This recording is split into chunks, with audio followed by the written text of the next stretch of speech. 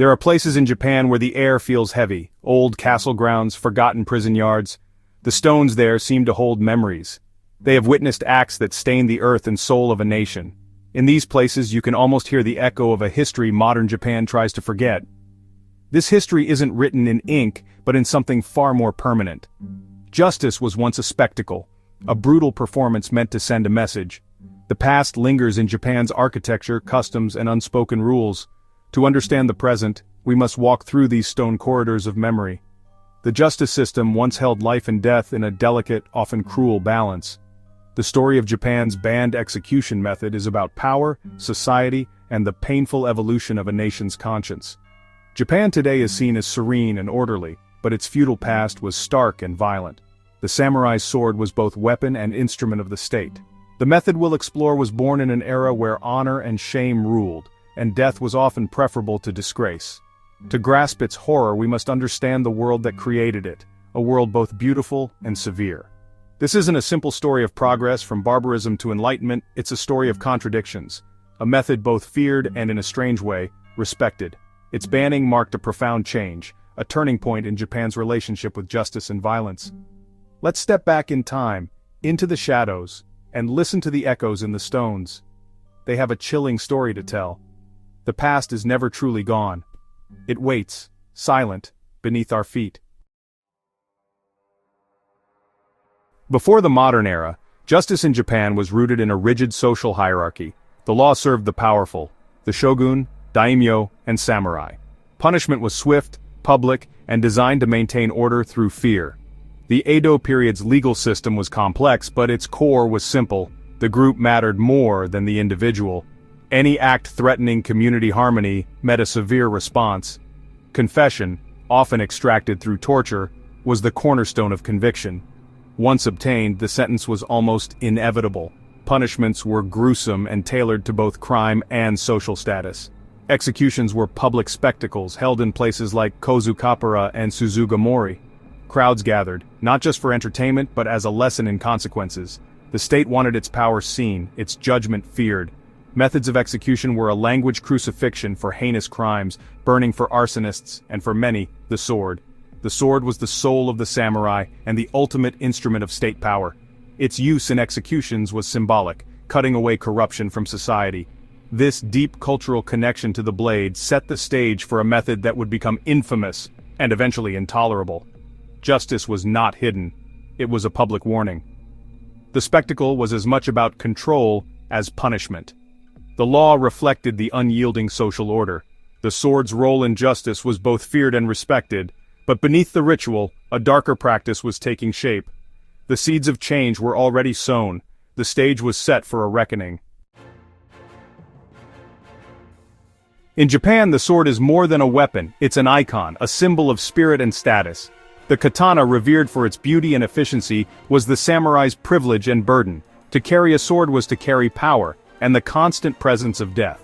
But the sword also served as the state's instrument of execution. Execution by sword was not mere killing, it was a skill, a grim profession. Families like the Yamada clan became official sword testers and executioners known as kubikiri yakunin, head-cutting officials. Their job test new swords on condemned criminals and carry out sentences. They were masters of a necessary, if unpleasant, art, expected to perform with precision and dignity. Executioners were respected for skill, shunned for their profession, and lived on society's fringes. The Yamada Asama knew anatomy intimately, where to strike for a clean cut, how to position the body, how to wield the blade for a single, fluid motion. This expertise was a form of mercy. A botched execution was a disgrace. The ideal was a swift, clean end. The pursuit of the perfect cut made beheading by sword in Japan distinct, a blend of technical skill and ritual. It was a codified performance, not just killing. This focus on technique and formality led to the development of a specific, horrifying method. The executioner's art was both feared and paradoxically admired. The line between justice and cruelty blurred. The sword's legacy would haunt Japan for generations. The method that emerged would shock even a hardened society. It was a ritual that crossed the line from justice to horror, and it would not last forever. Change was coming. The method, known as tamashigiri, or test cutting, took on a sinister meaning in executions. It wasn't just about ending a life, It was about using a living body as a test for a new blade or a swordsman's skill. The condemned was tied, sometimes to a stake, sometimes held down. The executioner would approach, not for a quick death, but to test the blade's ability to cut through flesh and bone. A series of named cuts, through torso, limbs, were performed, each a testament to the sword and its wielder. The first cut was not fatal, nor the second. The process was methodical, cruel, and scientific. The swordsman might announce each cut, adding chilling formality. Only after the sword was thoroughly tested would the final, merciful beheading occur. This practice objectified the condemned, reducing them to material for testing. It was the logical, terrifying conclusion of a system that valued the sword above life. This was not justice. It was a grotesque spectacle. The ritual crossed the line from punishment to torture. Even in a violent age, it was a horror that could not be ignored. The spectacle was a dance of death, with the sword as the only partner.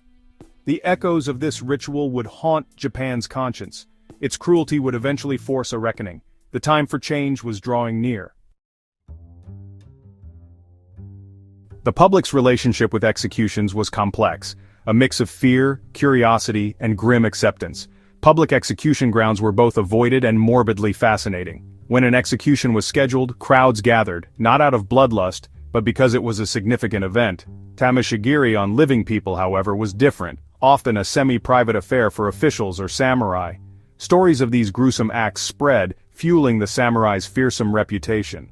The public didn't need to witness it to feel its chilling effect. The knowledge alone was enough. Dissent was dangerous. The common people had no voice in the system. The condemned were assumed guilty, a coping mechanism for a brutal reality. Yet, even in a society accustomed to violence, Tamashigiri crossed a line. It moved from punishment to gratuitous cruelty. While protest was impossible, the horror planted seeds of doubt. The act violated a fundamental human boundary. Even the most hardened society could sense its wrongness. The seeds of change were quietly taking root.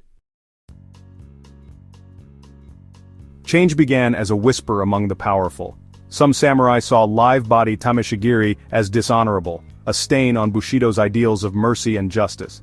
As Japan opened to the West, foreign criticism of such punishments stung. Reformers argued these practices held Japan back, making it appear barbaric. The push for modernization demanded a new legal code, rational, uniform, and free from ritualized cruelty. The focus shifted from public deterrence to systematic, impersonal punishment. The sword was slowly replaced by the pen. The tide was turning against the old ways. The stage was set for radical change. The Meiji Restoration of 1868 swept away the shogunate and set Japan on a path to modernization. Western legal models inspired new civil and penal codes. In 1870, the Shinritsu Koryo began standardizing punishments, moving away from class-based justice. By 1873, a decree officially banned Tamashigiri on living humans. Public executions and torture were abolished, the goal to appear civilized and modern to the world, and to revise unequal treaties. The ban was symbolic, a rejection of the feudal past. The sword was retired as an instrument of justice. The era of the executioner ended, a new, hidden system began. Japan's identity was forever changed. The ban didn't erase the memory. The legacy of the sword lingers in Japanese culture, from period dramas to the fascination with samurai honor. Today, executions are secret, clinical, and bureaucratic, by hanging, not the sword. The public is informed only after the fact.